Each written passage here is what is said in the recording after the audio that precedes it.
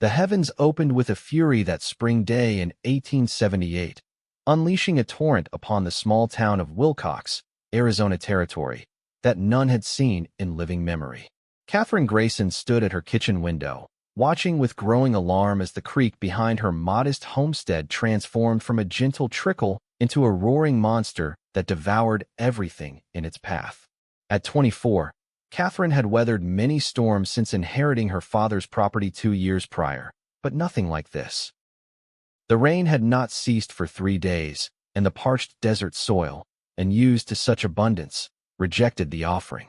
Water pooled and rushed across the landscape, seeking the lowest points, including the cellar beneath her feet.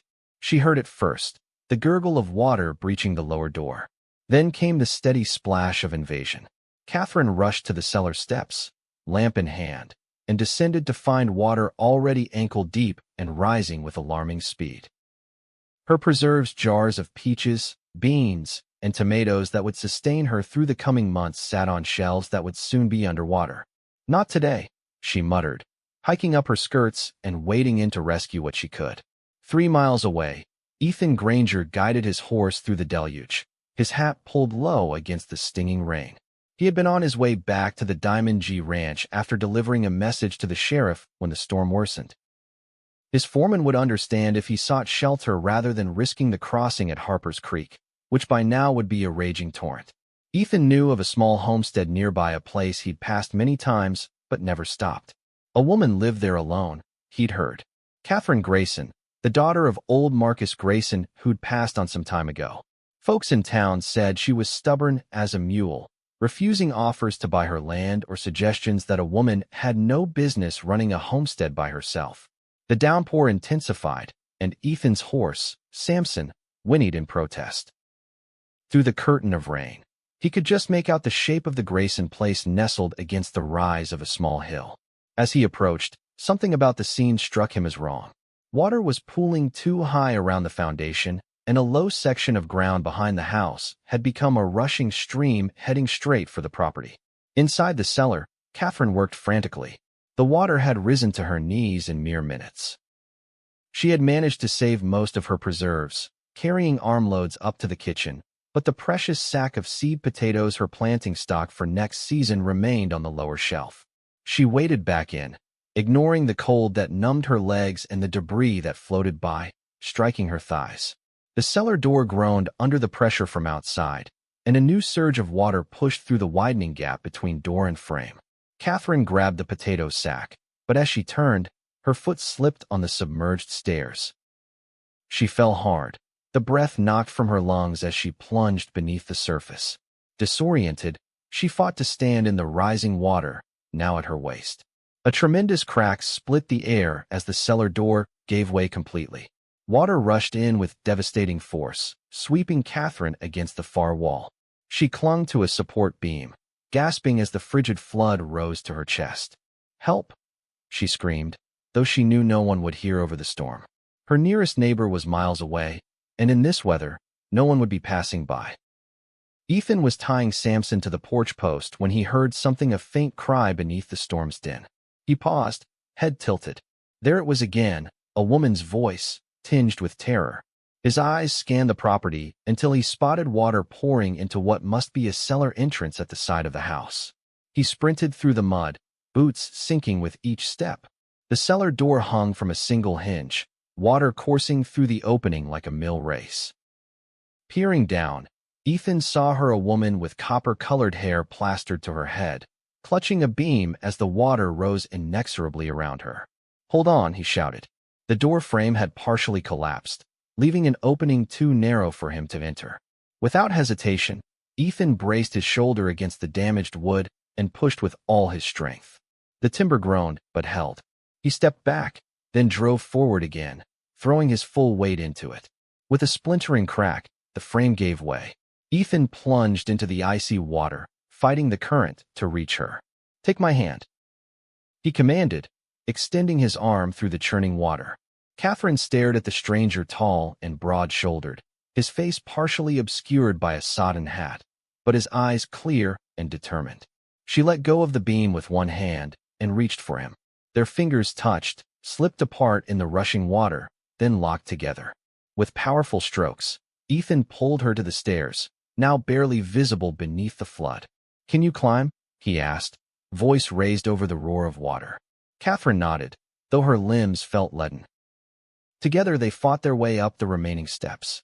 At the top, Ethan wrapped a strong arm around her waist and lifted her over the broken threshold into the relative safety of her kitchen. "The house isn't safe," he said, noticing how the floor already glistened with water seeping through the floorboards. "The creek's breached its banks. We need to get to higher ground." Catherine's teeth chattered as she looked around her home, the place that held all her memories of family, of safety. "I can't leave," she protested weakly. "You can and you will," Ethan replied, his tone brooking no argument. He grabbed a quilt from a nearby chair and wrapped it around her shoulders. "What's your name, madam?" "Catherine Grayson," she managed, clutching the quilt around herself. "Ethan Granger. My ranch is about 3 miles east of here." He looked out the window at the worsening storm. "We won't make it there tonight. Is there somewhere nearby on higher ground?"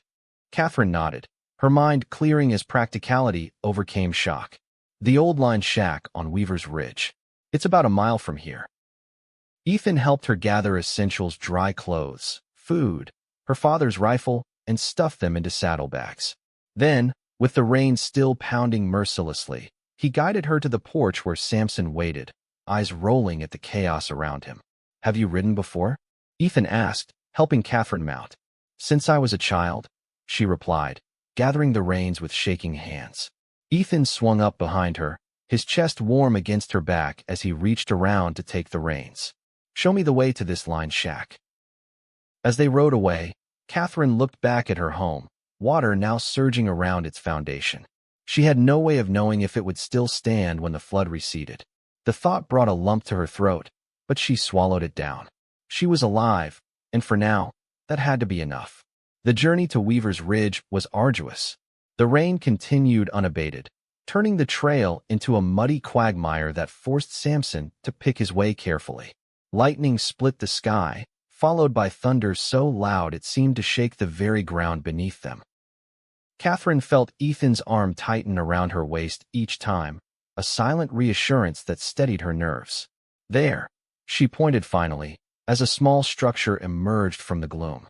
The line shack stood on a rocky outcropping, well above the floodwaters. Ethan dismounted first, then reached up to help Catherine down. Her legs buckled as she slid from the saddle, and he caught her, his hands strong at her waist. For a moment, they stood close enough that she could see droplets of rain clinging to his eyelashes and the firm set of his jaw beneath several days' worth of stubble. "Thank you," she said simply. "I would have drowned if you hadn't come along." Ethan nodded, suddenly aware of their proximity. He stepped back, professional once more. "Let's get inside before we're both washed away." The line shack was primitive but dry. A single room with a small iron stove, a rough-hewn table with 2 chairs, and a narrow cot along one wall. Ethan busied himself with the horse while Catherine changed into dry clothes behind a blanket hung for privacy. She emerged wearing a simple dress, her wet hair combed and braided down her back. "I'll get a fire going," Ethan said, removing his dripping coat and hat. His shirt clung to his broad shoulders, and Catherine found herself noticing the lean strength of his frame as he knelt by the stove. "There should be dry wood in that bin," she offered, pointing to a corner of the shack. Soon, a small fire crackled in the stove, casting warmth and flickering light throughout the tiny space. Catherine unpacked the food she'd brought: biscuits, jerky, and a jar of apple preserves that had survived the flood. They ate in awkward silence, the storm raging outside the only sound, until Ethan finally spoke. "How long have you been running that place on your own?" Catherine looked up, surprised by his question. Most men didn't bother asking about her circumstances. They simply told her what she ought to be doing instead. 2 years, she answered. "Since my father died." Ethan nodded, chewing thoughtfully. "That's not an easy life for anyone, let alone a woman." Catherine finished, a hint of defiance in her voice. A smile tugged at the corner of his mouth. "I was going to say someone alone. Even with a full crew at Diamond G, there are days I wonder how we'll get everything done." Catherine studied him more carefully. Ethan Granger. The name was familiar. The Diamond G was one of the larger spreads in the county, known for its quality horse flesh. "You're that Granger," she said. "The one who bought the old Harper place and turned it into a horse ranch." "Guilty as charged," he admitted. "Though these days we run cattle too. Diversification, my father calls it." The mention of family made Catherine think of her own gone now, except for a distant cousin in Philadelphia who wrote twice a year. "Do you have family at Diamond G?" "My parents live in the main house. I've got a cabin of my own on the property." He paused. "My sister Elizabeth married a banker in Tucson last year." The conversation flowed more easily after that. Catherine learned that Ethan had fought briefly in the last year of the war between the states, though he'd been barely more than a boy. Afterward, he drifted west with his family, working cattle drives until they'd saved enough to buy land of their own. "And you?" he asked. "Your accent suggests you're not originally from Arizona territory." Catherine smiled. "Is it that obvious? My father moved us here from Boston when I was 14. He'd lost his shipping business and decided to try his hand at farming instead. Quite a change." "You can't imagine," she laughed, the sound surprising her. When had she last genuinely laughed? "I was a proper Boston miss who thought the desert would be the death of me. Now I can't imagine living anywhere else." As night deepened, the storm showed no signs of abating. Thunder continued to shake the small shack, and rain drummed relentlessly on the tin roof. "You should take the cot," Ethan said, spreading his now dry coat on the floor near the stove. Catherine frowned. "I can't put you out like that. This is hardly better than sleeping on the ground." "I've slept worse places," he assured her. "Besides, a gentleman doesn't take a lady's bed." Catherine arched an eyebrow. "And what kind of lady puts a man who saved her life on the floor?" Their eyes met across the dim room, and something unspoken passed between them. Ethan cleared his throat. "We both need rest. Take the cot, Miss Grayson. Please." She relented, settling onto the narrow bed, while Ethan stretched his tall frame on the floor. The stove's warmth filled the small space, and despite the storm's fury, Catherine found her eyelids growing heavy. The last thing she remembered before sleep claimed her was the steady rhythm of Ethan's breathing, somehow audible even above the rain. Dawn brought eerie silence.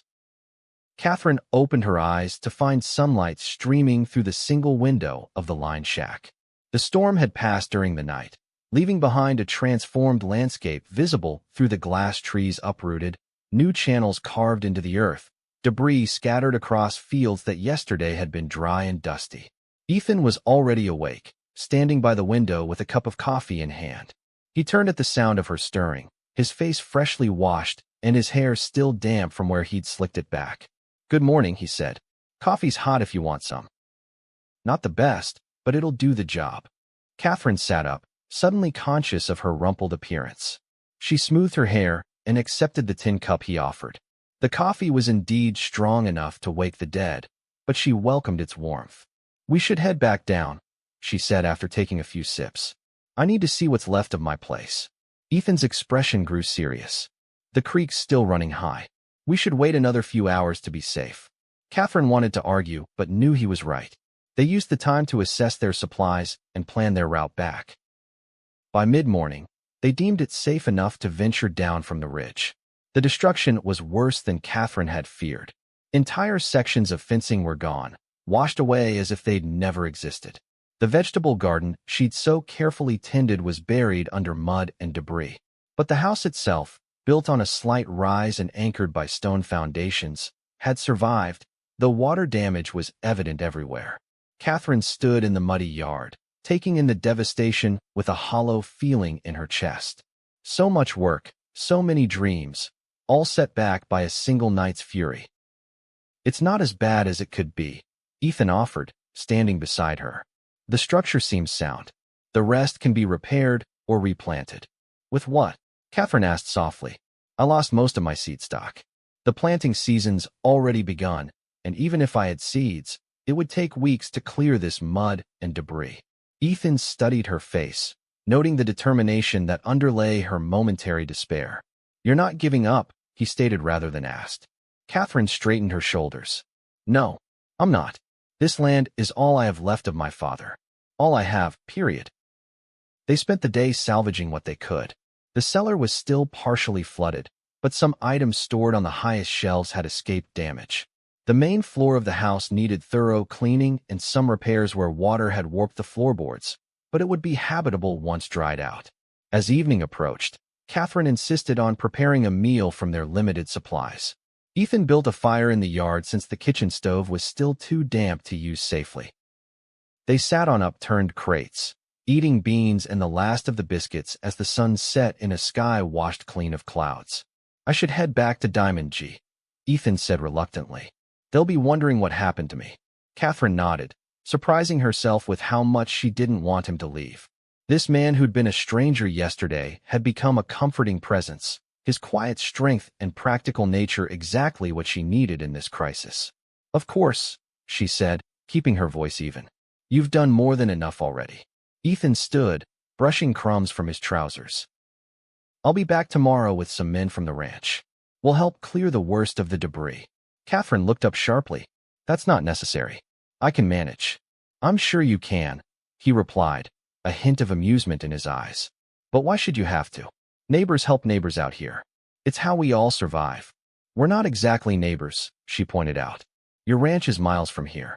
"Close enough," Ethan said simply. He tipped his hat and walked to where Samson was tethered.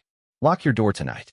The flood might bring predators down from the hills, looking for easy pickings." Catherine watched him ride away until horse and rider disappeared into the gathering dusk. The house felt eerily quiet as she barred the door and prepared for bed, laying her father's rifle within easy reach. Despite her exhaustion, sleep eluded her. Every creak and groan of the settling house startled her awake, and when she did drift off, her dreams were filled with rising water and a pair of steady hands pulling her to safety. True to his word, Ethan returned the next morning with 4 ranch hands and a wagon loaded with tools and supplies. Catherine stood on her porch, stunned by the cavalcade arriving in her yard. "Mr. Granger, this is excessive," she protested as Ethan dismounted. "Not at all," he countered. "A day's work with many hands will accomplish what might take you weeks alone." He gestured to the men behind him. "Miss Grayson, meet Tom, Miguel, Harlan, and Joseph. Best hands on Diamond G." The men tipped their hats respectfully. Catherine nodded in return, recognizing defeat when she saw it. "I appreciate the help," she conceded, "but I insist on working alongside you." Ethan looked like he might argue, but seemed to think better of it. "Wouldn't have it any other way. Where do you want to start?" They began with the most pressing needs, clearing the drainage channels to prevent further flooding if rain returned, repairing the damaged cellar door, and salvaging anything useful from the mud-covered fields. By midday, they had made remarkable progress. Catherine worked tirelessly, refusing to be outpaced by the men, though her muscles screamed in protest. During a brief rest for water, Ethan approached her where she sat on the porch steps. "You're not what I expected, Miss Grayson," he said, settling beside her. "And what did you expect?" she asked, wiping sweat from her brow with a handkerchief. "Most women would be overwhelmed by all this." He gestured at the devastation. "But you just rolled up your sleeves and got to work." Catherine smiled wryly. "I'm not most women, Mr. Granger." "No," he agreed, his eyes lingering on her face. "You certainly are not." The work continued for 3 days. Each morning, Ethan and at least 2 of his men would arrive, and each evening, they would leave Catherine with more accomplished than she could have managed in a month alone. On the 4th day, Ethan came alone, carrying a small burlap sack. "The men are needed at the ranch," he explained as he dismounted. "Spring roundup waits for no one, not even floods." Catherine tried to hide her disappointment. She had grown accustomed to the company, to the sound of male voices calling to one another, to the sense of shared purpose. "You've all done more than enough," she said. "I can manage the rest." Ethan held out the sack. "Seed potatoes, to replace what you lost." Catherine stared at the offering, unexpected emotion welling in her throat. "How did you know?" "You mentioned it that first night in the line shack. Said they were your planting stock for next season." He shrugged as if it were nothing, but Catherine knew better. Seed potatoes weren't easy to come by this late in the planting season. "I don't know how to thank you," she said, taking the sack with reverent hands. "Plant them," Ethan suggested. "Grow something good from all this destruction." They worked side by side that day, clearing the last of the debris from her vegetable plot and preparing the soil for planting. Catherine found herself watching Ethan as he worked, the ease with which he handled heavy loads, the gentle way he treated her few surviving chickens, the quiet competence that characterized everything he did. As the sun began to set, Catherine insisted Ethan stay for dinner. "It's the least I can do after everything you've done for me," she said when he hesitated. They ate on the porch, watching twilight settle over the land.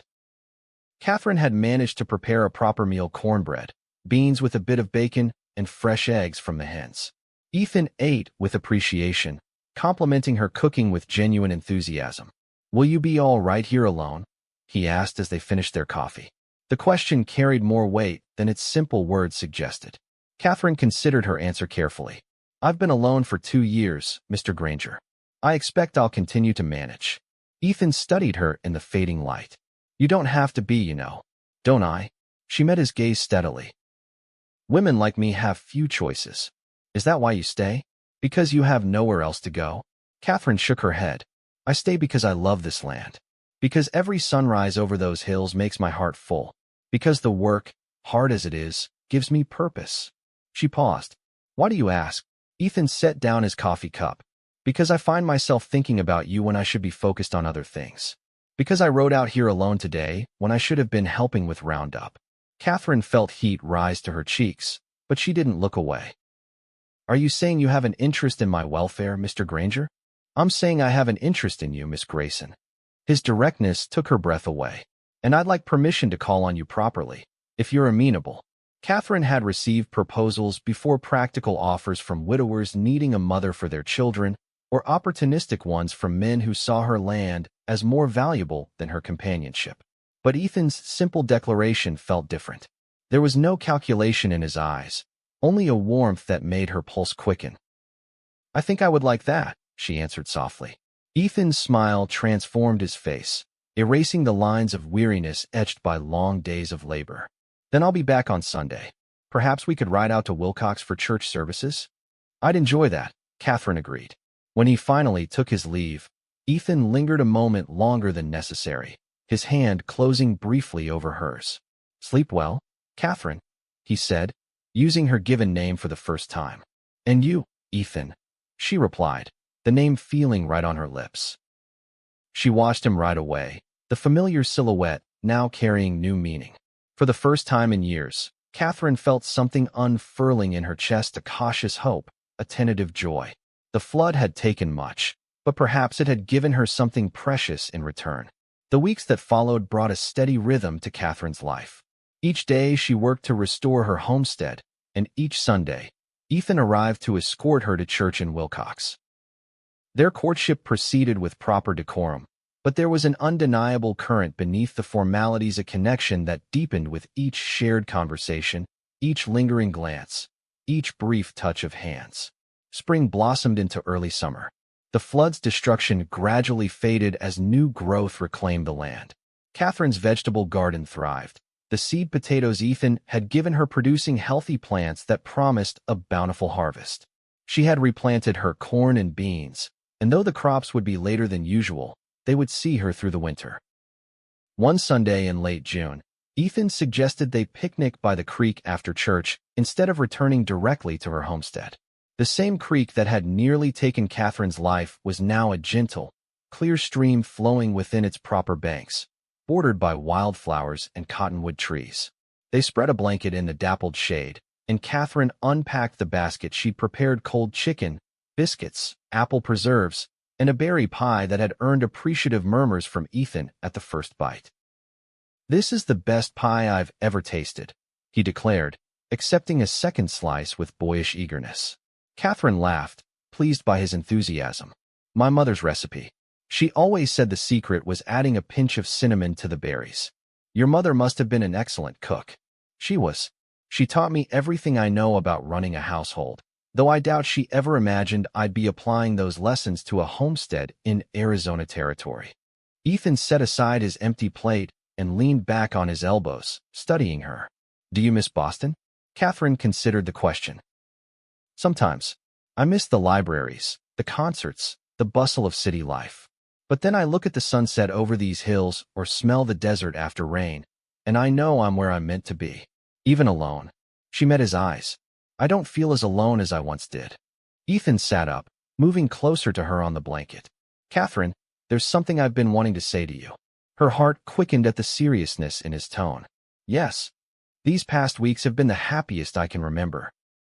Getting to know you, seeing your strength and determination, your kindness, it's made me certain of something I suspected that first night in the line shack. And what is that? She asked, barely breathing. Ethan took her hands in his. That you are the woman I want to spend my life with. That I love you, Catherine Grayson, and if you'll have me, I want to marry you. Though she had begun to hope for this moment, the reality of it overwhelmed her. Tears sprang to her eyes as joy bubbled up inside her. Oh, Ethan, she whispered. I love you too. So much. His face lit with happiness, and he pulled her gently into his arms. Their first kiss was tender, a promise exchanged in the dappled sunlight beside the creek that had brought them together. When they finally drew apart, Ethan kept her hands in his. There's something else we need to discuss, he said. Our living arrangements after we're married. Catherine nodded, having anticipated this conversation. Your ranch is much larger than my homestead, she acknowledged. It would make sense for me to join you there. Actually, Ethan said, I've been thinking about that. The Diamond G is my family's ranch. My father still runs it, and rightfully so. But I've been saving to buy my own spread someday. He squeezed her hands. What if we combined our lands? Your homestead isn't large, but it has good water rights and adjoins unclaimed territory to the east. We could expand, build something that would be truly ours. Catherine stared at him in wonder. You wouldn't ask me to leave my home? It's part of who you are, Ethan said simply. I wouldn't take that from you. Besides, he added with a grin, those seed potatoes I gave you are coming along too nicely to abandon now. She laughed through her tears and kissed him again, her heart overflowing with gratitude and love. They were married in August, a small ceremony in the Wilcox Church followed by a celebration at the Diamond G Ranch. Catherine wore her mother's wedding dress, carefully preserved all these years, and carried wildflowers gathered from the creek bank. Ethan's parents welcomed her warmly into their family, his mother embracing her with tears of joy. He's never been so happy, Eleanor Granger confided to Catherine during the celebration. You've brought a light to his eyes I was afraid I'd never see. He did the same for me, Catherine replied, watching as Ethan laughed with his father across the yard. I never expected to find love like this. The newly married couple spent their first night as husband and wife in Catherine's homestead, now their home. They had plans to expand it in the coming year, adding rooms to accommodate the family they hoped to have. But for now, the small house felt perfect a sanctuary they shared. As they lay together in the darkness, Ethan's arms around her and his heartbeat steady beneath her cheek, Catherine thought about the flood that had nearly claimed her life. How terrified she'd been as the waters rose around her, how certain she was that she would die alone in that cellar. And then Ethan had appeared, breaking through the door like an avenging angel, lifting her to safety. What are you thinking about? He murmured, his lips against her hair. The day we met, she answered truthfully. How different my life would be if you hadn't come along when you did. Ethan's arms tightened around her. I thank God every day that I was there, that I heard you. It's strange to think that something so terrible brought us together, Catherine mused. That without the flood, we might never have met. I don't believe that, Ethan said. I'd ridden past your place dozens of times, always wondering about the woman who lived there alone. Sooner or later, I would have found a reason to stop. Catherine smiled in the darkness. Is that so, Mr. Granger? Absolutely, Mrs. Granger. His voice held a smile. Some things are meant to be. The years that followed brought changes both expected and surprising. Their first child, a son they named James after Ethan's father, arrived the summer after their wedding, a strong, healthy boy with his mother's copper hair and his father's determined chin. 2 years later, their daughter Eleanor joined the family, named for Ethan's mother but possessing Catherine's quiet fortitude. Their homestead grew as well. With Ethan's knowledge of horses and Catherine's skill at growing crops, they developed a prosperous mixed farm. They added rooms to the house, built new stables and a proper barn, and eventually purchased the adjacent land to the east, just as Ethan had envisioned. Catherine's garden expanded to include not only vegetables but also flowers and herbs, becoming a source of pride for the entire family. The cellar where she'd nearly drowned was reinforced and improved, transformed from a place of terror to one of abundance, its shelves laden with preserves that saw them through each winter. Their life wasn't without challenges. Drought years tested their resources, and the harsh realities of frontier life sometimes brought hardship and sorrow. When a fever swept through Wilcox in 1885, they lost friends and neighbors, including Ethan's mother. They grieved together, drawing strength from each other and from the family they'd created. Through it all, their love remained the foundation upon which everything else was built. Each night, Catherine thanked God for sending Ethan to her door that stormy day, for the strength of his arms as he lifted her from the rising waters, for the life they now shared. In the spring of 1888, a decade after the flood that had brought them together, Catherine stood at the kitchen window watching Ethan teach young James to ride his first real horse, not a pony, but a gentle mare bred specifically for the purpose. Eleanor sat on the fence, supervising her brother's lesson with the serious air of one much older than her 7 years. Catherine's hand rested on her rounded belly, where their third child grew. Another boy, she suspected, though Ethan insisted it would be another girl with her mother's spirit. The creek that had once threatened everything she loved now flowed peacefully through their expanded property, tamed by the irrigation channels Ethan had designed. The land that had once been devastated by floodwaters now supported fields of wheat and corn, pastures for horses, and orchards of young apple trees. Ethan looked up, catching her gaze through the window. He smiled that same warm smile that still made her heart skip a beat after all these years and beckoned for her to join them. Catherine stepped out into the sunshine, walking toward her family with a contentment so deep it felt like a physical warmth spreading through her chest. As she reached them, Ethan's arm slipped around her waist, his hand covering hers where it rested on their unborn child. "James is a natural," he said proudly. "Takes after his mother." "I was thinking he takes after his father," Catherine countered, leaning into his embrace. James beamed at their praise, sitting taller in the saddle. "Can we ride to the creek, Pa? I want to show Ma how lightning jumps the little stream." "Not today, son," Ethan replied. "Your mother shouldn't be walking that far in her condition." Catherine laughed. "I'm with child, not invalid. A walk to the creek would do me good." Ethan's eyes softened as he looked at her. "Always the strongest woman I know," he murmured for her ears alone. They walked together, their children racing ahead, their lives intertwined so completely it was sometimes hard for Catherine to remember a time when Ethan hadn't been beside her.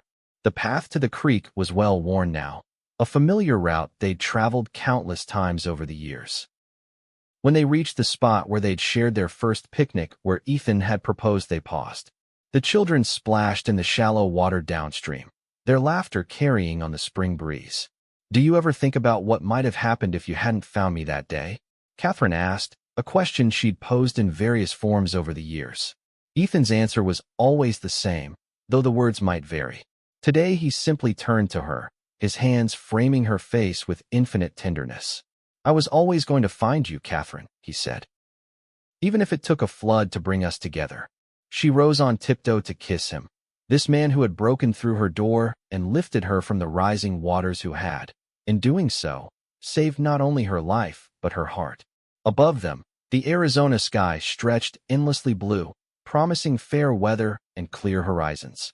The flood waters that had once threatened everything were now just a memory, transformed like so much else by the power of love and the passage of time. In their place flowed the steady current of a life built together, day by day, season by season, with faith and determination and an enduring love that had begun in the midst of a storm.